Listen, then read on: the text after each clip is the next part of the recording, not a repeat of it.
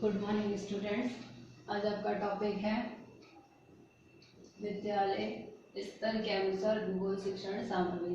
देखिए, भूगोल शिक्षण सामग्री बहुत सारी होती है, लेकिन हर स्तर के अकॉर्डिंग कौन कौन सी सामग्रियाँ होनी चाहिए ये आपके विषय आपके पाठ्यक्रम में है कि विषय स्तर के अनुसार भूगोल की सामग्रियाँ, भूगोल की शिक्षण सामग्रियाँ क्या क्या होनी चाहिए। कि भूगोल प्रयोगशाला है, अगर भूगोल प्रयोगशाला या भूगोल कक्षा कक्ष है तो उसमें कौन कौन सी सामग्रियाँ किस किस स्तर के अकॉर्डिंग होनी चाहिए। तो यहाँ पे 3 स्तर है। विद्यालय स्तर के अकॉर्डिंग आपकी सामग्रियाँ बताई गई है, प्राथमिक स्तर, माध्यमिक स्तर और उच्च माध्यमिक स्तर। अब प्राथमिक स्तर पर सबसे पहले जो सामग्री होनी चाहिए वो क्या होनी चाहिए?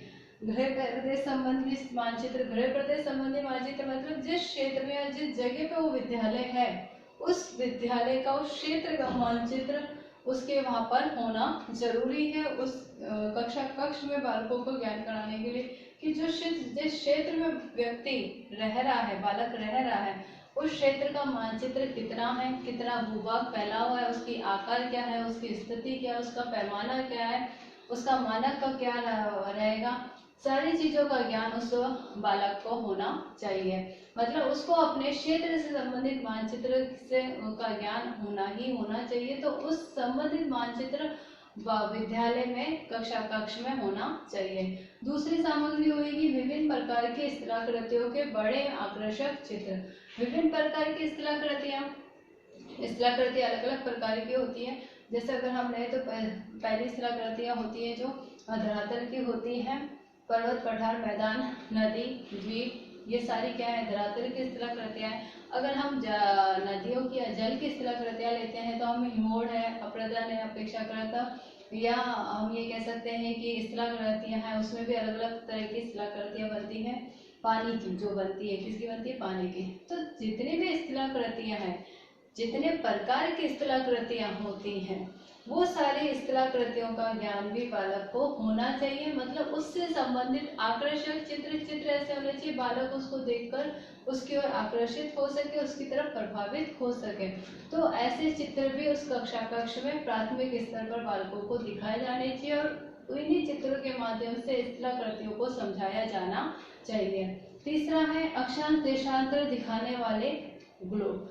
अक्षांश देशांतर, एक ग्लोब आता है जिससे हम पूरी दुनिया देख सकते हैं। एक ग्लोब आता है जिसमें सिर्फ हम अक्षांश देशांतर रेखा ही देख सकते हैं। काला होता है पूरा, काला होने के साथ सिर्फ उस पर क्या प्रदर्शित किया जाता है, उस पर पूरा हम ये कह सकते हैं दुनिया प्रदर्शित, या दुनिया, द्वीप, महासागर, ये सारी चीजें नहीं होती उस पर। ओनली फॉर सिर्फ क्या होता है, अक्षांश देशांतर रेखा होती है। जैसे अगर हम ग्लोब पढ़ेंगे तो ग्लोब कई प्रकार के ग्लोब होते हैं। तो एक ग्लोब होता है जिसका सबसे ज्यादा प्रयोग करा जाता है कि अक्षांश देशांतर रेखा को सिखाने के लिए और उसको दिखाने के लिए एक काले रंग का बड़ा ग्लोब होता है जिस पर हम सिर्फ देशांतर और अक्षांश रेखाओं का ही अध्ययन कर सकते हैं। तो वो होना चाहिए, और वो ऐसा नहीं होना चाहिए जिसमें पूरी पृथ्वी छपी हुई हो, पूरी पृथ्वी का, पूरी दुनिया का ज्ञान करा, सिर्फ अक्षांश देशांतर रेखा का ज्ञान कराने वाला ग्लोब वहां पर होना चाहिए। चौथा है दिन रात का होना, ज्वारभाटा, पृथ्वी की गति, शोर परिवार, ऋतु परिवर्तन आदि से संबंधित चार्ट एवं चित्र उस कक्षा कक्ष में होने चाहिए, जिससे बालक को पता पड़े कि दिन रात की स्थिति कैसे बनती है, ज्वारभाटा कैसे आता है, पृथ्वी की गतियां कितनी है, शोर परिवार जिसमें वो रह रहा है तो शोर परिवार की स्थिति किस तरीके से है, कौन सा ग्रह नजदीक है, कौन सा दूर है, कौन सा उपग्रह है, कौन सा नहीं है, सारी चीजें। ऋतु परिवर्तन कितने समय में होता है, कितनी बार होता है। तो इससे संबंधित जितने भी चित्र हैं वो सारे चित्र और चार्ट उस कक्षा कक्ष में होने चाहिए प्राथमिक स्तर के बालकों को भूगोल का अध्ययन कराने के लिए। अब हम देखते हैं माध्यमिक स्तर के ऊपर जो सामग्रियां होनी चाहिए। माध्यमिक स्तर पर सबसे पहले विभिन्न प्रकार के ग्लोब होने चाहिए, क्योंकि ग्लोबों के कई सारे प्रकार होते हैं। तो विभिन्न प्रकार के जितने भी प्रकार है वो सारे ही उस कक्षा कक्ष में वो ग्लोब होने चाहिए, जिससे बालक को विभिन्न प्रकार के ग्लोबों से भूगोल की जानकारी हो सके, पृथ्वी की स्थिति की और दुनिया के समय की सारी डिग्रियों की, अक्षांश देशांतर रेखाओं की जानकारी वो प्राप्त कर सके, और ये प्राप्त कर सके ज्ञान कि हाँ कितने प्रकार के ग्लोबों से बालक को पृथ्वी की स्थिति के बारे में समझाया जा सकता है। दूसरा होता है भारत एवं विश्व के आर्थिक, वाणिज्यिक एवं भौगोलिक क्रियाओं को दिखाने वाले मानचित्र। भारत है विश्व के। यहाँ पर अपन ने देखा प्राथमिक स्तर पे बालक अपने ही क्षेत्र के मानचित्र का अध्ययन करता है। जब उसको अपने क्षेत्र के मानचित्र का अध्ययन करना आ जाता है तब उसको हम माध्यमिक स्तर पर भारत एवं विश्व के आर्थिक एवं वाणिज्यिक भौगोलिक सारी ही क्रियाएं दिखाने वाले मानचित्रों का अध्ययन करा सकते हैं। और वो सारे ही मानचित्र उस कक्षा कक्ष में मौजूद होने चाहिए जिससे बालक उन सारी ही चीजों को समझ सके। मतलब इस जगह पर आकर हम पूरे विश्व का, भारत का, सबका मानचित्र बालक को बता सकते हैं। अलग अलग राज्यों के मानचित्र का अध्ययन हम उसको करा सकते हैं। तीसरा होता है शक्ति के साधन एवं यातायात संबंधी मानचित्र। शक्ति के साधन हम ये कह सकते हैं कि जैसे है परमाणु ऊर्जा है, कई सारे परमाणु बम है होते हैं, या कोई भी जो शक्ति के साधनों से संबंधित होते हैं जितने भी, उन सारे ही मानचित्रों का और यातायात संबंधी मानचित्र का अध्ययन कराना। यातायात संबंधी मानचित्र ऐसे मानचित्र जिसका हम जलमार्ग के आधार पर, अगर कोई मानचित्र जलमार्ग से अगर हम किसी देश या जगह पे जा रहे हैं तो उस जगह के लिए हमें कौन से तरीके का कौन सा रास्ता अपनाना चाहिए, किस जगह से हम उसको निकल सकते हैं, तो उसका अध्ययन कराना। अगर हम वायु मार्ग से जा रहे हैं तो वायु मार्ग में किस दिशा में हमें जाना है उसका अध्ययन कराना। या हम पर रेल मार्ग से जा रहे हैं तो रेल मार्ग में हमें सड़कों के माध्यम से जाना है, तो सड़कों के कौन सी सड़क किससे जुड़ रही है तो उसका अध्ययन कराना।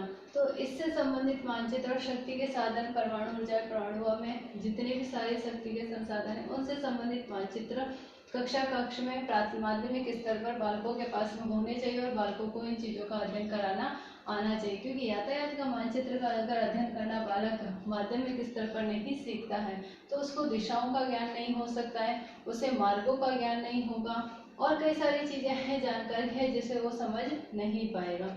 फिर होते हैं भित्ति चित्र। भित्ति चित्र ऐसे चित्र जिसको हम ये कह सकते हैं कि उससे संबंधित चित्र होते हैं लेकिन वो किसी चार्ट पे, या हम ये कह सकते हैं थर्माकोल पर, या ऐसी चीज़ों पर बनाए जाते हैं जिससे उनको भित्ति चित्र कहा जाता है। फिर होता है वर्षा मापी यंत्र।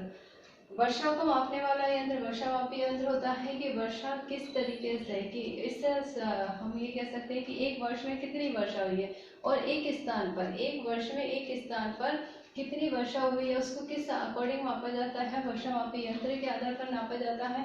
और जब भी जिस वर्ष भी वर्षा के आंकड़े आते हैं तो जब वर्षा मापी यंत्र का ज्ञान बालक को होगा तो वर्षा किस अकॉर्डिंग मापी गई है उसका ज्ञान भी बालक को होता है। तो माध्यमिक स्तर पर वर्षा मापी यंत्र होना चाहिए। छठा है दिशा सूचक चार्ट्स एवं यंत्र। दिशा सूचक चार्ट्स दिशाओं का ज्ञान कराने वाला यंत्र, दिशाओं का ज्ञान कराने वाले चार्ट्स जो बनाए जाते हैं वो, तो ये सारे ही ये चीज़ें भी माध्यमिक स्तर पर होना चाहिए। फिर आता है पर्यावरण प्रदूषण संबंधी सामग्री।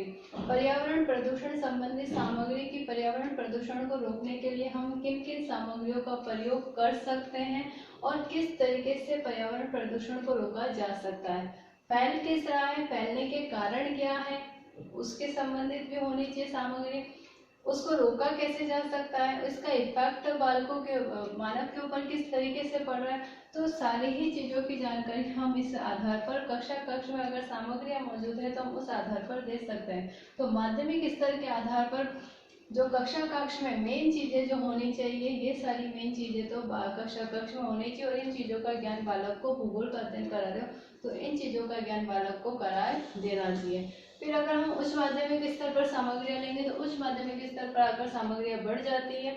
सबसे पहले अगर हम लेंगे तो विश्व के महाद्वीपों के अलग अलग प्राकृतिक एवं राजनीतिक मानचित्र। विश्व के जितने भी महाद्वीप हैं, यहाँ पे तो हम क्या कर रहे थे, भारत एवं विश्व के आर्थिक, मतलब भारत का अलग मानचित्र का अध्ययन कर रहे थे और विश्व के मानचित्र का अलग अध्ययन कर रहे थे। अब यहाँ आकर हम क्या कर रहे हैं, महाद्वीपों के अलग अलग मानचित्रों का प्राकृतिक और राजनीतिक आधार पर अध्ययन करेंगे।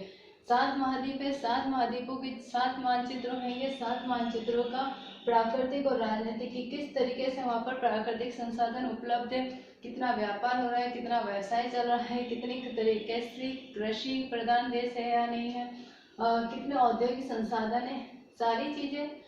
उससे राजनीति किस तरीके से इफेक्ट कर रही है, 2 महाद्वीपों में किस तरीके से, महाद्वीप में कितने जितने भी देश हैं उन देशों के अंतर्गत जो भी आपस में व्यापार चल रहा है उसका इफेक्ट किसके ऊपर पड़ेगा, राजनीति के ऊपर।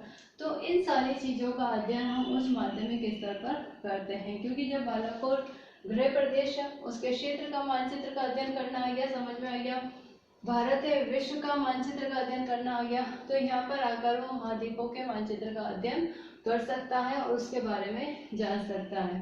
फिर दूसरा आता है मॉडल बनाने का सामान। यहाँ पे तो हम अभी तक तो चित्र और चार्ट ही बना रहे थे माध्यमिक स्तर पे और प्राथमिक स्तर पे, लेकिन यहाँ पर आकर हम उच्च माध्यमिक स्तर पे बालकों को मॉडल किस तरीके से बनाए जाते हैं, मॉडल के लिए सामग्रियाँ कौन कौन सी होनी चाहिए, किस सामग्रियों का प्रयोग किस तरीके से किया जा सकता है, छोटे से छोटी जो सामग्रियाँ होती हैं जिनको हम कहते हैं कि इसको फेंक देनी चाहिए, उनका प्रयोग भी बालक मॉडल बनाने में किस तरीके से कर सकता है। तो मॉडल बनाना के सामान उस कक्षा कक्ष में होने चाहिए, और मॉडल कैसे बनते हैं, कैसे बनाए जाते हैं, वो चीज़ें भी बालक को सिखाई जानी चाहिए। फिर होता है तीसरा नमूना बॉक्स। नमूना बॉक्स हम ये कह सकते हैं कि जो चित्र है उस चित्र से संबंधित या उस चित्र के अकॉर्डिंग बना हुआ कोई मॉडल या हम नमूना कह सकते हैं, जिसको हम नमूना बॉक्स बोलते हैं। फिर होता है थर्मामीटर। थर्मामीटर तापमान को मापने वाला यंत्र। फिर होता है बैरोमीटर। बैरोमीटर पवन को मापने वाला यंत्र, वायु की गति को मापने वाला यंत्र। ट्रेसिंग टेबल, जरी व फीता, जिसके ऊपर हम किसी चित्र को, किसी जगह के नक्शे को बना रहे हैं, उसके लिए टेबल होनी चाहिए, तो उसको कहते हैं ट्रेसिंग टेबल। जरी फीता, किसी जगह को नापने के लिए जरी फीते की जरूरत होती है, तो वो होना चाहिए वहाँ पर। सूचना बोर्ड होना चाहिए कि जिन पे सूचनाएं लिखी जा सके वो कक्षा कक्ष में, क्योंकि उच्च माध्यमिक स्तर पर हम अध्ययन करा रहे हैं, तो उच्च माध्यमिक स्तर पर इन सामग्रियों की आवश्यकता जरूरी है। सूचना बोर्ड होना चाहिए जिस पर सूचनाएं लिखी जा सके, बालक को कक्षा कक्ष में उस प्रयोगशाला में जाकर जो भी सूचना लिखी गई है उसके आधार पर अपने कार्य को करे और उससे निर्देशित होकर कार्य को करता चले। फिर संदर्भ पुस्तकें होनी चाहिए, जितनी भी मॉडल हम चार्ट्स बना रहे हैं उससे संदर्भित पुस्तकें, भूगोल से संदर्भित पुस्तकें उस प्रयोगशाला में ज़्यादा से ज़्यादा होनी चाहिए, जिससे बालक उन पुस्तकों का अध्ययन अपने मॉडल बनाने में, मानचित्र को समझने में या किसी भी सामग्री को प्रयोग करने में ले सकता है।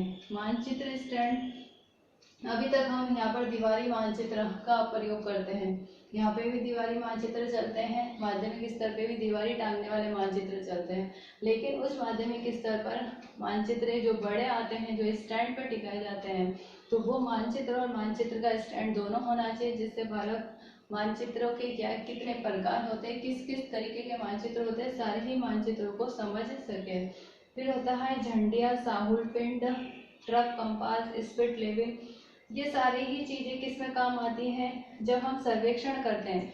सर्वेक्षण की सामग्रियां हैं ये सारी, सर्वेक्षण जब हम कर रहे हैं तो सर्वेक्षण के लिए हमें इन सभी सामग्रियों की जरूरत पड़ती है। तो इस आधार पर जितनी भी सामग्रियां हैं, तो अलग अलग स्तर पर अलग अलग बालक के स्तर के अनुसार सामग्रियों को डिवाइडेड किया गया है कि भूगोल की जो सामग्रियां हैं बालक के स्तर के अनुसार किस तरीके से होनी चाहिए। तो इससे संबंधित आपके नोट्स और आपके क्वेश्चन आपको PDF में सेंड कर दूंगी।